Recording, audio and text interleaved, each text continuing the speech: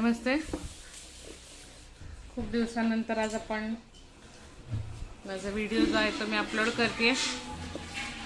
इयत्ता 12वी जवळ आता सगळ्यांच्या अभ्यासाची तयारी झाली असेल.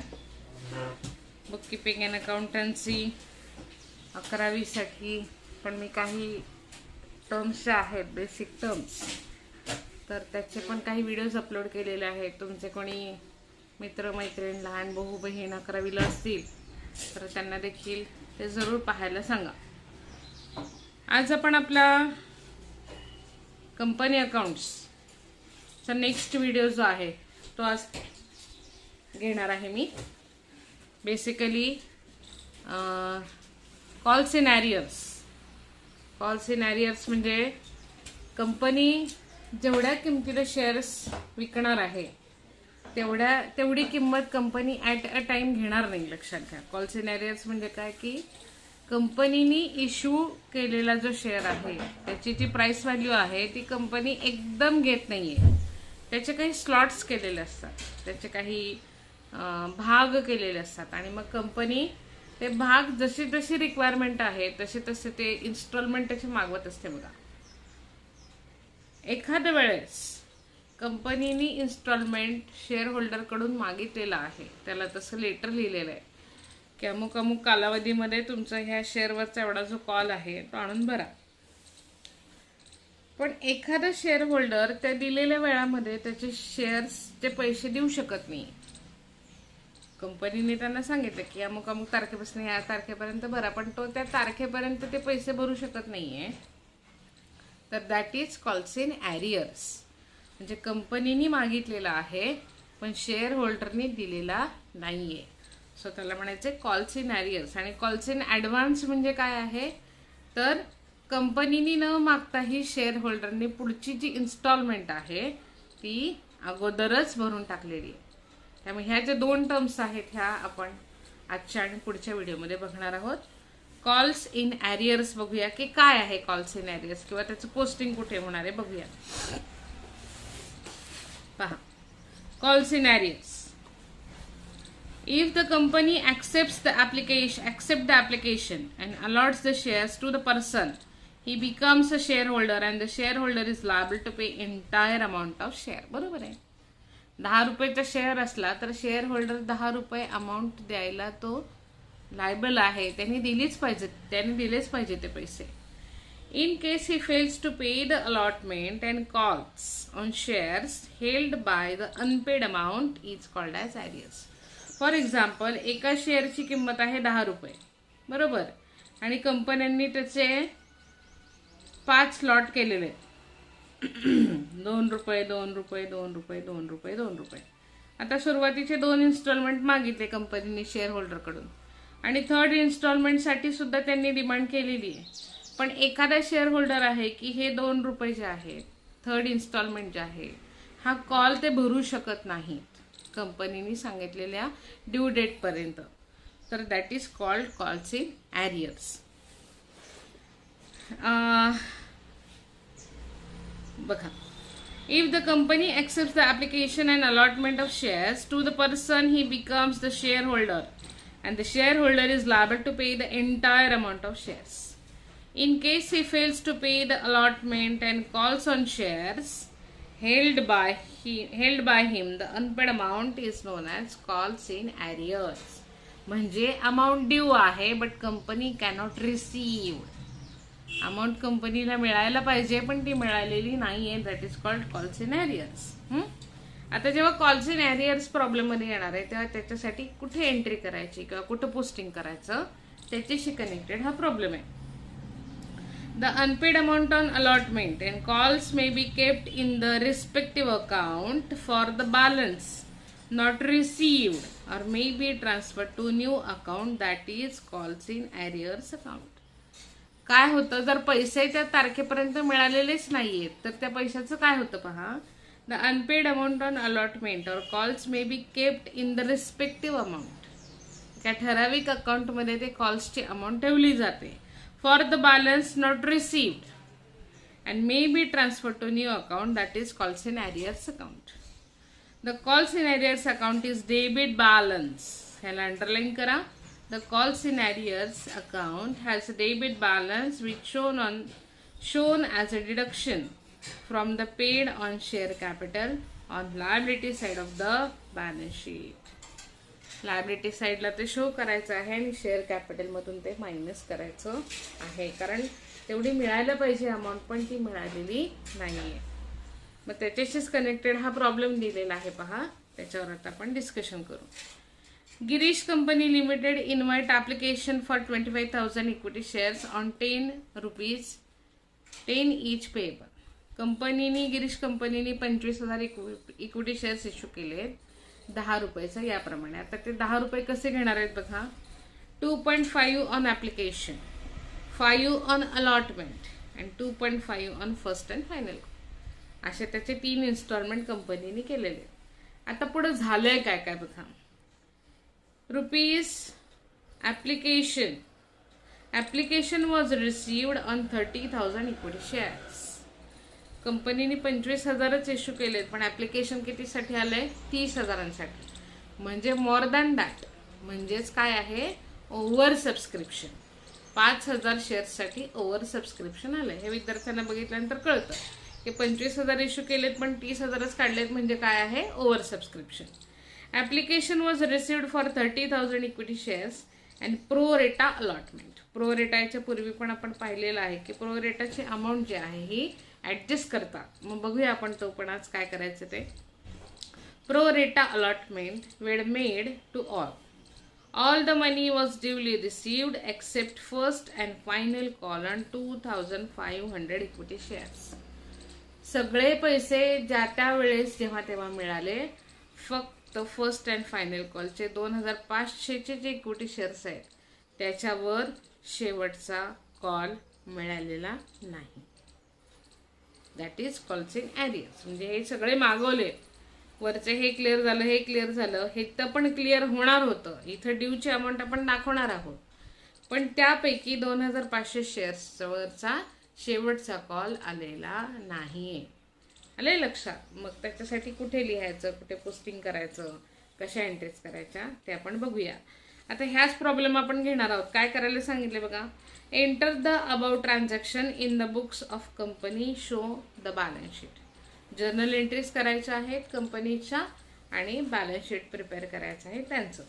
सो आहे पुस्तकात त्याचं सॉल्युशन, पण मी माझ्या समाधानासाठी लिहिलेला आहे प्रॉब्लेम. सो बघूया. Solve problem number 8, page number 324. Calls in ॲरियर्सचा प्रॉब्लेम आहे बघा. जर्नल केलेला आहे, आखून ठेवलेलं आहे, जसं पुस्तकात आहे तसंच बॅलन्स शीट करण्यासाठी जागा ठेवली आहे. आता इथे वर्किंग नोट महत्वाची आहे पहा. वर्किंग नोट ज्याला जमते ना त्याला कंपनी अकाउंट जमतं, आणि हा चांगला ऑप्शन आहे तुम्हाला पेपरला सोडवण्यासाठी. काय काय गिवन डेटा आहे तो लिहूया. Company issued 25,000 shares at ₹10 per share. कंपनीने 25,000 शेअर्स इश्यू केलेले आहेत 10 रुपयाचे एक याप्रमाणे. बट कंपनी रिसिव्ड 30,000 शेअर्स, म्हणजे 5,000 काय आहेत, एक्सिस शेअर्स आहेत. 5,000 काय आहेत, जास्तीचे शेअर्स आहेत. आता आपल्याला हे 5,000ची अमाऊंट आहे ती ॲडजस्ट करावी लागेल अलॉटमेंटमध्ये. दॅट इज कॉल्ड प्रो रेटा मेथड. आता मी मुद्दाम कंसामध्ये काहीतरी इन्फॉर्मेशन लिहून ठेवलं आहे, नेसेसरी नाही आहे, पण आपल्याला कळावं की प्रॉब्लेममध्ये नेमकं आपल्याला काय काय करावं लागेल. In this problem we get oversubscription. बरोबर आहे.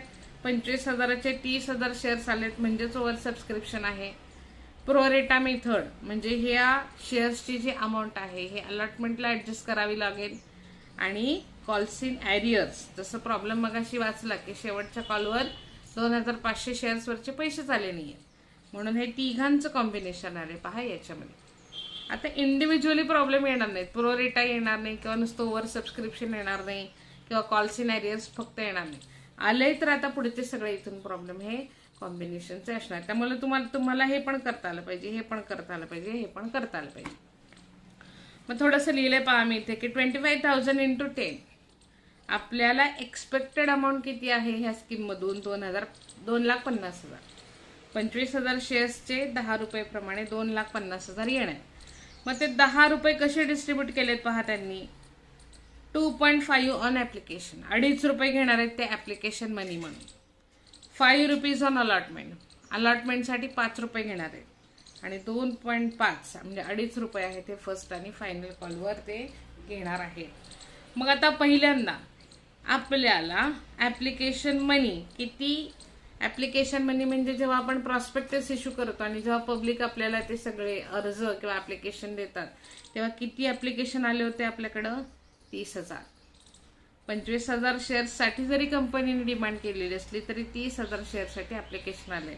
म्हणजे 30,000 शेअरवर 2.5 प्रमाणे पैसे कंपनीकडे आलेले आहेत. Company already received this amount. म्हणून कंपनीची ती पहिली एंट्री येणार आहे बघा ॲप्लिकेशनची, bank account debit to equity share application account. म्हणजे 30,000 इक्विटी शेअर्स इंटू 2.5 किती येतात बघा, 30,000 गुणिले 2.5, 75,000. 75,000 रुपये कंपनीला ऑलरेडी मिळालेले आहेत.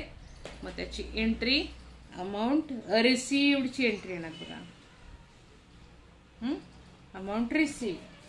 पण यातली सगळीच अमाऊंट आपल्याला लागणार नाही, कारण आपल्याला 25,000 प्रमाणे पैसे अपेक्षित होते. 2.5 म्हणजे किती पैसे यायला पाहिजे होते बघा, 25,000वर 2.5 प्रमाणे पैसे यायला पाहिजे होते. म्हणजे आपल्याला 62,500च पाहिजे होते.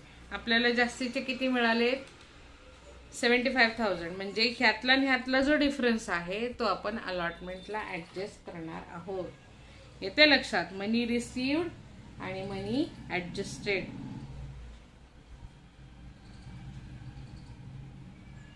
ह्या पहिल्या 2 एंट्रीज आपल्याला कराव्या लागतील. मग पहा कसं केलंय, मनी रिसिव्डची bank account debit to equity share application account 75,000.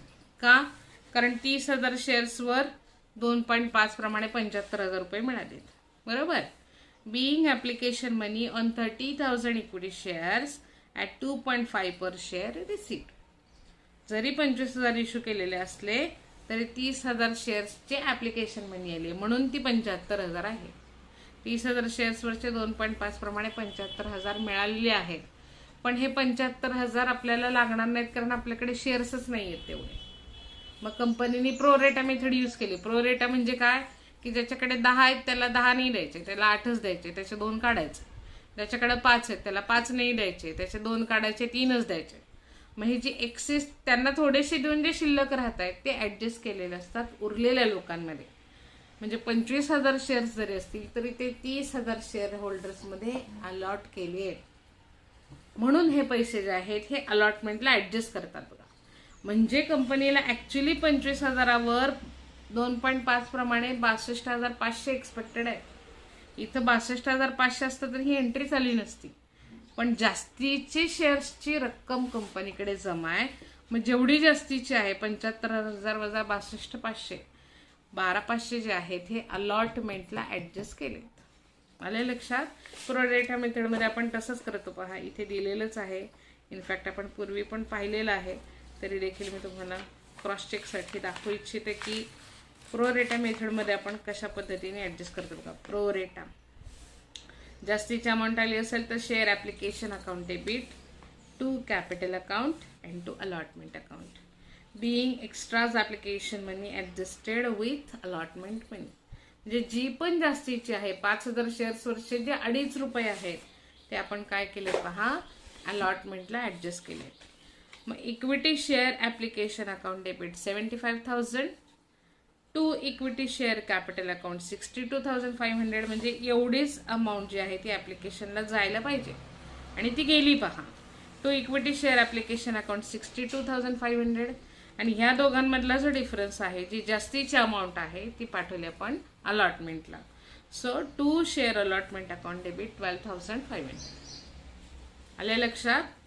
Share application account debit 75,000. आपल्याला 75,000 मिळालेले आहेत. का, कारण आपल्याला 30,000 शेअर्सचं ॲप्लिकेशन आलंय, पण आपल्याकडे फक्त 25,000च शेअर आहेत.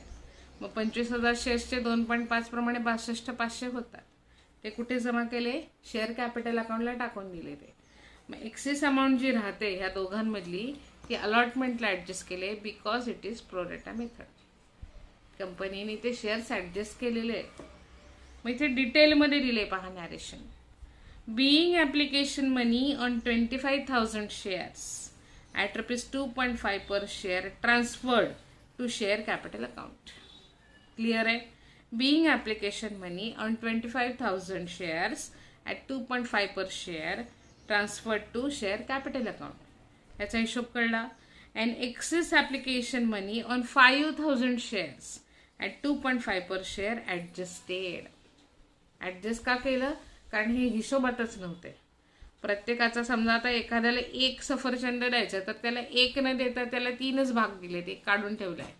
दुसऱ्याला अर्धा द्यायचं, त्याला अर्धा न देता एकच भाग दिलाय, त्याचा अर्धा काढून ठेवलाय. म्हणजे अर्धा अर्धा अर्धा अर्धा थोडं थोडं काढून ठेवलंय, ते ॲडजस्ट केले. पहा शेअर्सचं तसंच केलेलं आहे. 10 मागितले तर 10 दिले नाही, 8च दिलेत. 10 मागितले तर 10 दिले नाहीत, 7 दिलेले आहेत. मग हे जे एक्सेस राहत आहेत ना मुलांना ते ॲडजस्ट केले. That is called pro rata method. ही नीट समजून घ्या. कंपनीला हे एक्सपेक्टेशन नसताना ही अमाऊंट मिळालेली आहे 12,500. झालं. ह्याचं क्लिअर झालं. आता अलॉटमेंट. अलॉटमेंटसाठी त्यांना किती अमाऊंट आहे पहा. अलॉटमेंट त्यांनी केलं आहे, अलॉटमेंट त्यांना ₹5 प्रमाणे अपेक्षित आहे. आता हे 30,000चं ॲडजस्ट झालं, लक्षात आलंय. म्हणजे आता पुढचा सगळा हिशोब आपला 25,000 प्रमाणे येणार आहे. 25,000 शेअर्सचे ₹5 प्रमाणे आपल्याला पैसे येणं बाकी आहे. 25×5 = 1,600. 1,25,000. मग पहिल्यांदा चौथी एंट्री येणार आहे amount due and amount received. पण अमाऊंट रिसीव्डमध्ये या 12,500 1,25,000 आपल्याला ऑलरेडी 12,500 मिळालेले आहेत. पहा इथे 75,000 - 62,500 00521. 12,500 आपल्याला आधीच मिळालेले आहेत. त्यामुळे रिसिव्ड अमाऊंटमध्ये एवढी येणार नाही आहे. पहा मनी ड्यू किती येणार 1,25,000. 1,25,000. पण रिसिव्डमध्ये तेवढी नाही येणार आहे. 1,25,000 12,500 ऑलरेडी रिसिव्ड.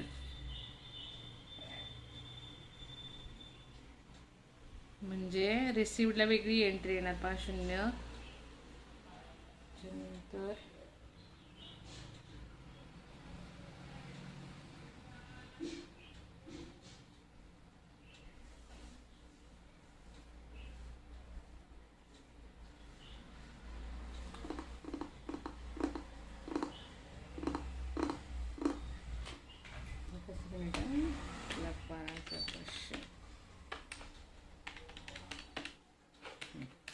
बरोबर.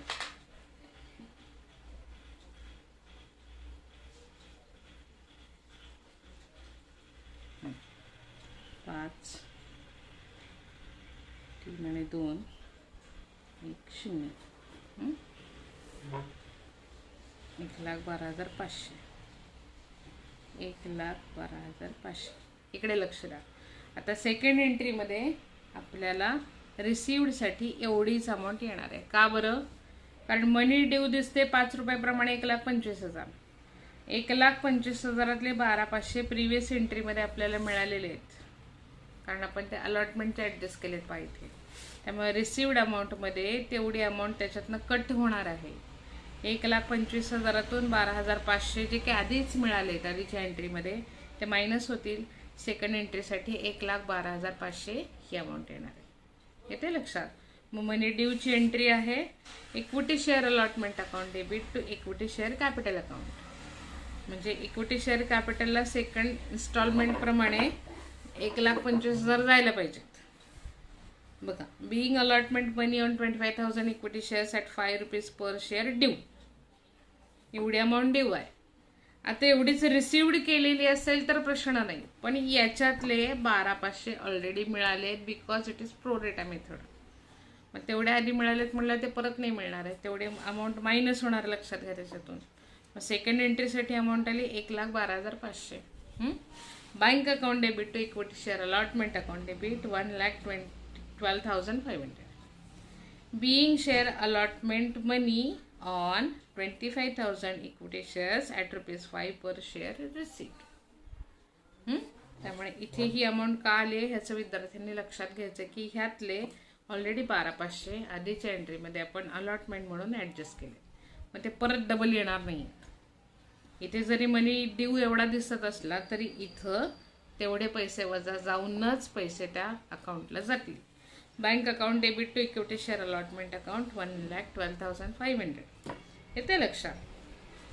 आता लास्ट ज्याच्यासाठी आपण हा प्रॉब्लेम घेतलाय ते लास्ट कॉल कितीचा आहे 2.5 म्हणजे 25,000वर त्यांना 2.5 प्रमाणे पैसे येणं अपेक्षित आहे. 2.5चा शेवटचा कॉल आहे म्हणजे 25,000वर 2.5 प्रमाणे 62,500 रुपये येणे बरोबर. मग आता 62,500ची पहिल्यांदा मनी ड्यू 6वी एंट्री येणार बघा, सॉरी 3री आहे ही 4थी आहे, ही 5वी 6वी. मनी ड्यू 62,500, पण मनी रिसिव्ड साठी वेगळी एंट्री येणार. का बरं? कारण शेवटच्या एंट्रीसाठी काय झालंय बघा, शेवटच्या एंट्रीमधले 2,500 शेअर्सचे पैसे आले नाही.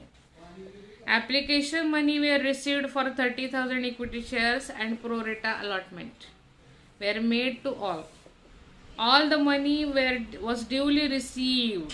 सगळे पैसे व्यवस्थित मिळाले ज्या त्यावेळेस except first and final call on 2,500 equity shares. First and final call 2,500 शेअर्सवरची जी काही अमाऊंट आहे ती मिळालेली नाही. म्हणजे मनी ड्यू आहे 62,500 हे दिसणार, पण रिसिव्ड 2,500 शेअर्सवरचे पैसे कमी दिसणार आहेत लक्षात घ्या. म्हणजे बघा टोटल शेअर्स आहेत आपल्याकडे 25,000, त्यातून 2,500 शेअर्स मायनस केले तर किती येत आहेत पहा, 22,500. मग 22,500वर 2.5 प्रमाणे पैसे येतील. किती येत आहेत बघा, 22,500 गुणिले 2.5 56,250. 56,250. मग जे मिळालेले नाहीये तो काय असणार आहे, कॉल्स इन ॲरियर्स. आले लक्षात. 62,500 मधून हे 56,500 वजा केले, 56,250 सॉरी वजा केले तर 6,250 रुपये आहेत. That is calls on arrears, calls in arrears. येते लक्षात. मग बघा कसं कसं मांडलंय बघा. आधी मनी ड्यूची एंट्री करूया. फर्स्ट अँड फायनल कॉलवर 62,500 येणे. Equity share first and final call account debit 62,500 to equity share capital account 62,500 बरोबर. हे पैसे येणं आहे. Being equity share first and final call on 25,000 equity shares 25,000 shares at ₹2.5 per share due. Money due आहे 62,500, पण यातले 2,500 शेअर्सचे पैसे मिळालेले नाही. 2,500 शेअरवर ₹2.5 प्रमाणे 6,250 रुपये मिळालेच नाही. That is calls in arrears. आणि कॉल्स इन ॲरियर्स आहे ही लायबिलिटी आहे आणि त्याचं पोस्टिंग डेबिटला जाणार आहे. पहा आता एंट्री थोडीशी मी गिचमुडीत लिहिली, पुस्तकात व्यवस्थित लिहिली बघा. Bank account debit 56,250. Calls in arrears account debit 6,250. To equity share first and final call account 62,500. First and final call अकाउंटवर 62,500 पाहिजे होते, पण त्यापैकी 2,500 कॉलवरचे इथे लिहून ठेवते पहा. 2,500 शेअर्सचे ₹2.5 प्रमाणे पैसे आलेच नाहीत, म्हणजे 6,250 आलेच नाहीत. That is calls in arrears. Debit आहे आणि जेवढे मिळाले, जेवढे बँकेला गेलेत पैसे, म्हणजे 22,500 शेअर्स वर्षे जेवढे 2,500 रुपये मिळालेत तेवढे आपण बँकेत पाठवून दिले. Bank account debit 56,250. Calls in arrears account debit 6,250. To equity share first and final call account 62,500. येते लक्षात? सगळं आकड्यांचं खेळ आहे बघा. कुठले पैसे कुठे ऍडजस्ट केलेत आणि कुठे मिळालेले नाहीयेत एवढंच करायचं. ह्याच्यात फार फार डोकं चालवायचं नाही. थोडं डोकं शांत ठेवून केलं तर हा परीक्षेला तुम्हाला चांगला ऑप्शन असू शकतो. नॅरेशन बघा. Being share first and final call on 22,500 shares at ₹2.5 per share received. फक्त 22,500 वरचेच 56,250 मिळालेत. 2,500 वरचे 6,250 मिळालेले नाहीयेत. येते लक्षात? इथे जरी एवढं मिळणं दिसतंय तरी ही मिळालेली नाहीये रक्कम. आलंय का लक्षात? त्यामुळे 56,250 जातील बँकेत. ही अमाऊंट मिळालेलीच नाहीये. That is calls in arrears 6,250 आणि टोटल आपल्याला अमाऊंट दिसते 62,500. येते लक्षात? सोपं आहे ऍक्च्युली. काय काय आहे हे जर आपण त्याच्यातनं काढलं आणि कसं कसं करायचं हे जर लक्षात आलं तर खूप चांगला पर्याय आहे तुम्हाला एक्झामसाठी. सो आता त्यांनी मला वाटतं बॅलन्स शीट करायला सांगितलेली आहे. टोटल कॅपिटल आपल्याला एक्सपेक्टेड अमाऊंट किती होती? 2,50,000. So share capital account, share capital account 2,50,000 बरोबर. त्याच्यानंतर कॉल्स इन ॲरियर्स. आता तो कॉल्स इन ॲरियर्स मायनस करा असं लिहिलंय बघा इथे. मी नाही काही सांगत आहे. The calls in arrears account is debit balance. So that's why आपण इथे डेबिट दिलंय. आलंय लक्षात? Which was shown as a deduction from the paid up share capital. म्हणून ते पेड अप शेअर कॅपिटल मधून कॉल्स इन ॲरियर्स मायनस करायचे on the liability side of the balance sheet. मग आपल्याला किती होती पहा? Calls in arrears 6,250. Calls in arrears 6,250 म्हणजे किती राहिले पहा खाली? 2,43,750. 2,50,000 6,250 मायनस केले 2,43,750. तेवढाच आता आपल्याला बँकेचा बॅलन्स दिसणार आहे 2,43,750. का तर आपल्याला 2,500 शेअर्सचा शेवटचा कॉल आलेला नाहीये. ते आलं असतं तर मग काही प्रश्नच नव्हता. ठीक आहे. सो अशा पद्धतीने बॅलन्स शीट एंट्रीज करायच्या. एंट्रीज करत असताना मला नीट लक्षात घ्या की आपल्याला हे जर कळलं वर्किंग नोट कशी आहे, आपल्याला गिव्हन काय काय आहे, आपल्याला प्रॉब्लेममध्ये नेमकं काय करायचं आहे, ओव्हर सबस्क्रिप्शन आहे तर मग काय करायचं, अंडर सबस्क्रिप्शन आहे तर मग काय करायचं, प्रोरेटा मेथडची जी अमाऊंट आहे ही अलॉटमेंटला ऍडजस्ट केलेली असते पहा. पण अलॉटमेंटची सेकंड एंट्री तुम्ही जेव्हा करता तेव्हा तुम्ही टोटल अमाऊंट इथे दाखवू शकत नाही कारण त्यातली अमाऊंट तुम्ही इथे तुम्हाला मिळालेली असते. मग ही एंट्री रिसिव्डची एंट्री करताना तुम्हाला ती अमाऊंट मायनस करावी लागते. कॉल्स इन ॲरियर्स म्हणजे सगळे पैसे मिळाले आहेत, फक्त काही शेअर्सवरची रक्कम आहे, शेवटचा कॉल तो आला नाहीये, तो फक्त इथे दाखवायचा की तो आला नाहीये म्हणून. बाकी काही वेगळं करायचं नाही. खूप सोपं आहे, खूप योग्य पद्धतीने आहे खरं पुस्तकात दिलेलं. सोडवलेले जरी सॉल्व प्रॉब्लेम जरी समजून केले तरी तुम्हाला मॅक्झिमम मार्क्स याच्यामध्ये मिळू शकतील. सो बघा, करा, शुअरली मला कॉमेंट करा की तुम्हाला काय हवंय, काय नको आहे, किंवा काय कळतंय, काय नाही कळतंय. जरूर मला कॉमेंट करायचं आहे. जास्तीत जास्त मुलांपर्यंत शेअर करा, सबस्क्राईब करा. धन्यवाद.